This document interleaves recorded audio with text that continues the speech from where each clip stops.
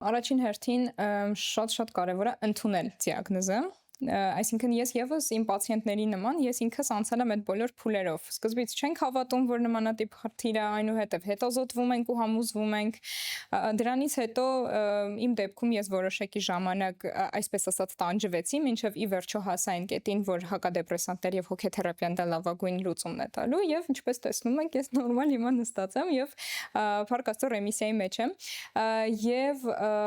շատ կարեւոր է, որ այս ընթացքում իրոք ճանաչեք ձեր օրգանիզմը, ձեր մտքերը, ձեր հիվանդությունը, այդ շատ կարևոր է եւ ճամփորդելու ժամանակ էլ, եթե վախեր կա, լարվածություն կա, որ մի բան այն չեմ ուտի, կսկսվի իմ մոտ նորից գրգռված աղամախտային դրսևորվել, այս պարագայում օրինակ ես իմ պացիենտներին խորհուրդ եմ տալիս, եթե ճամփորդելու եք ու համոզված չեք, որ լավ եք լինելու, որպես սննդակար կարող եք ընտրել low FODMAP-ը շատ կարճ ժամանակով։ Այսինքն 1-2 շաբաթ է փորձենք low FODMAP, որպեսզի ավելի հանգիստ լինենք։ Եվ իհարկե